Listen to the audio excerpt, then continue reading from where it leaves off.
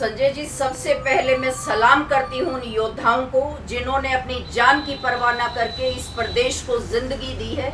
चाहे वो डॉक्टर्स हों, पैरामेडिकल स्टाफ हो, सफाई कर्मी हो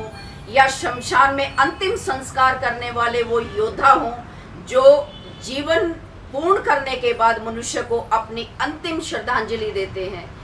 मेरी ओर से और मेरे सभी प्रदेशवासियों की ओर से सबसे पहले मेरा उन्हें दिल से वंदन, दिल से नमन। संजय जी, प्रदेश में लगातार जो पॉजिटिव केसेस की संख्या कम हो रही है और लगातार रिकवरी दर बढ़ रही है, उसका श्रेय हमारे माननीय मुख्यमंत्री जी श्री मनोहर लाल जी खट्टर, हमारे माननीय अध्यक्ष श्री ओम प्रकाश जी धनखड़, संगठन मंत्री आदरणीय राजू जी, हमारी प्रभारी बहन संतोष यादव जी, सुमित्रा चौहान जी जो अध्यक्षा हैं महिला मोर्चा की और संयोजक भी हैं सेवा रसोई की, हमारे जिला अध्यक्ष विक्रम काद्यान जी, हमारे एमपी साहब का बहुत मार्गदर्शन रहता है हमें समय समय पर। मैं सभी को आपके चैनल के माध्यम से धन्यवाद करती हूँ कि हमें अवसर दिया इस सेवा रसोई में शामिल होने का और हम प्रदेश की इस पॉजिटिव दर की कमी में और इस यज्ञ के दौरान छोटी सी आहुति दे पाए, सेवा रसोई की छोटी सी सेवा करके।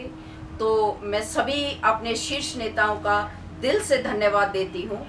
जो लगातार हमारा प्रदेश रिकवरी कर रहा है, इस महामारी से निजात पा रहा है और धीरे धीरे हमारा प्रदेश पटरी पर लौट रहा है। इसका सब श्रेय हमारे शीर्ष नेताओं की गंभीरता को जाता है।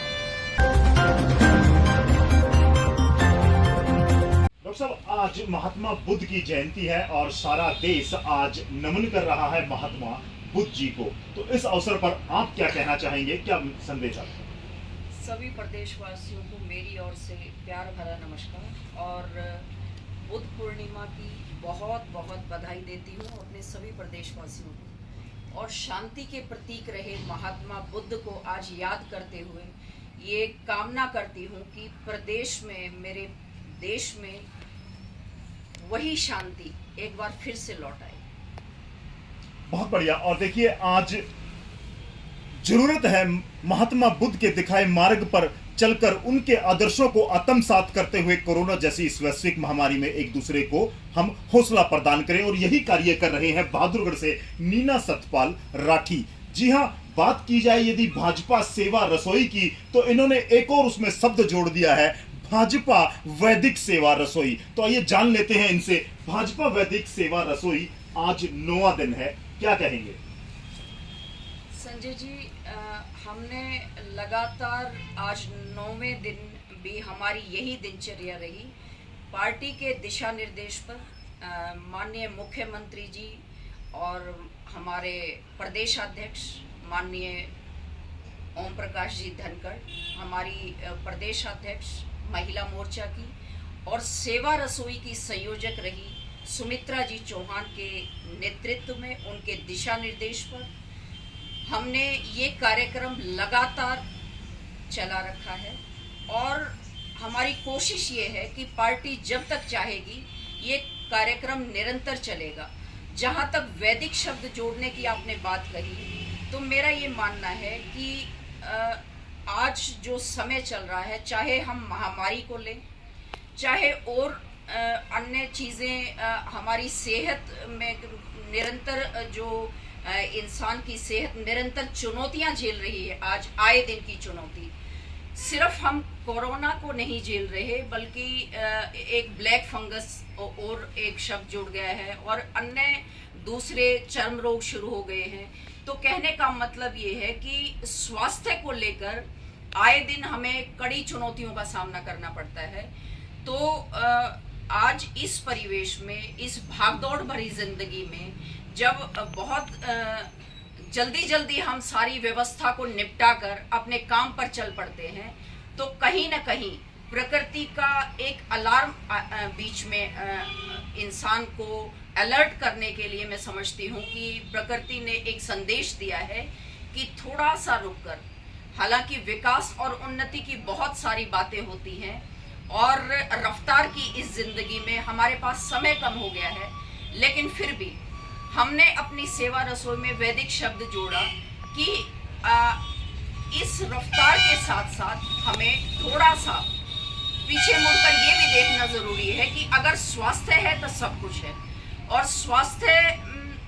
हमें हमारा तब रहेगा जब हमारी पौष्टिकता भी बनी रहे, खाने की पौष्टिकता को बरकरार रखने के लिए। चलिए डॉक्टर साहब, आपने क्लियर कर दिया है कि स्वास्थ्य और खाने का संबंध है और यह भाव में भी प्रदर्शित होता रहता है। चलिए मैं आपसे जानना चाहूंगा कि आप ही की पार्टी भारतीय जनता पार्टी इस कोरोना काल के दौरान एक मैसेज लेकर के आई थी, चाहे आप भाजपा सेवा रसोई की बात करें, वैक्सीनेशन की बात करूं, मास्क और सैनिटाइज वितरण की मैं बात करूं, या जो आम लोग हैं उनको कोरोना से बचाव के प्रति प्रेरित व जागरूक करने की एक मुहिम की मैं बात करूं, तो किस तरह से आपके जिले में यह कार्य कर रही है और क्या कहना चाहेंगे इस विषय में? मैंने संजय जी अध्यक्ष जी के नेतृत्व में अभी मैंने परसों एक वर्चुअल मीटिंग ज्वाइन की थी जी, और मुझे आपके माध्यम से सभी प्रदेशवासियों से कहने में बिल्कुल मैं इसमें कोई कमी नहीं करना चाहूँगी कि अध्यक्ष जी का जो नेतृत्व है, मैं उन्हें वंदन करती हूँ, नमन करती हूँ कि जिस ढंग से जिले की बैठक में मैंने ये चीज़ महसूस की कि पार्टी के अध्यक्ष होने के साथ साथ उन्होंने एक संपूर्ण इंसानियत का भी परिचय दिया कि आज कोरोना की जो दशा चल रही है, प्रदेश जिस मार को झेल रहा है, उसके लिए वो कितना संजीदा, कितना गंभीर व्यक्तित्व है, ये बातें देखने में आई। हर मोर्चे को, हर दल को उन्होंने अलग अलग काम सौंप रखा है। जैसे महिला को सेवा रसोई दे रखी है, ऐसे ही यूथ को उन्होंने वैक्सीनेशन का काम सौंपा है और लगातार वो अपडेट्स लेते रहते हैं। यूथ को जो उन्होंने काम सौंपा, तो न केवल कोविड पेशेंट्स को के प्रति संजीदगी दिखाई, बल्कि रिकवर होने के बाद पेशेंट्स को का हालचाल पूछना लगातार। उन्होंने सभी कार्यकर्ताओं को ये निर्देश दिया कि ठीक हो जाना भर काफी नहीं होता, बाद में मोटिवेशनल सपोर्ट की भी जरूरत होती है। तो जो पेशेंट ठीक होके घर आ जाएं, आप लगातार उनसे संपर्क बनाए रखें। ये बात मुझे बहुत अच्छी लगी उनकी और बहुत सराहनीय लगी। और इतनी संजीदगी से जब हम अपने प्रदेश की तरफ देखते हैं, तो मेरा मानना है कि निसंदेह हम बहुत जल्दी हमारी व्यवस्था जो है वो दोबारा से ठीक होगी और हमारा प्रदेश जो है फिर से जिंदगी पर लौटेगा। भारतीय जनता पार्टी ने एक वर्चुअल बैठक आयोजित की थी, अध्यक्ष ने, भाजपा अध्यक्ष धनखड़ जी ने। क्या उसमें फीडबैक रहे और क्या समझते हैं आप, आपकी पार्टी ने जिस तरीके से काम किया है कोविड-19 में, तो उसके बारे में आप क्या कहना चाहेंगे? संजय जी, जिले की मीटिंग में मैं रही और उसमें बहुत ज़्यादा जो सराहनीय पक्ष रहा वो ये था कि अध्यक्ष जी ने पहले सभी से अपडेट ली कि जिले के हालात क्या हैं, उसके बाद जो उनके दिशा निर्देश रहे वो सभी दलों के लिए अलग अलग उन्होंने जो ड्यूटीज़ लगा रखी हैं। जैसे महिला मोर्चा को सेवा रसोई का कार्यभार दिया है, यूथ को सैनिटाइज करवाने का काम, घर घर जाकर बीजेपी के कार्यकर्ता, इसमें चाहे यूथ के हों या अन्य लोग हों, सभी लोग बढ़ चढ़कर बड़े उत्साह से घर घर जाकर लोगों के बीच में एक कोविड किट, एक इम्यूनिटी बूस्टर के रूप में एक किट जिसमें च्यवनप्राश, विटामिन सी, वैक्सीनेशन के लिए प्रेरित करना और टेस्टिंग के लिए प्रेरित करना। क्योंकि देखिए कोरोना जो है ये एक देशव्यापी नहीं, एक विश्वव्यापी महामारी है और इससे लोगों में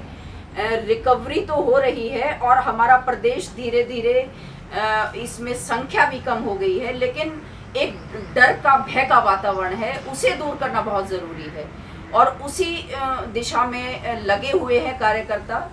और इसमें जैसे गांव-गांव जाकर, गांव हो या शहर, सभी जगह सैनिटाइज करवाना, और 5 बिंदुओं पर उन्होंने ज़्यादा फोकस किया कि एक तो हर गांव, हर घर, हर शहर को सैनिटाइज करवाना ज़रूरी है। लोगों के बीच में अवेयरनेस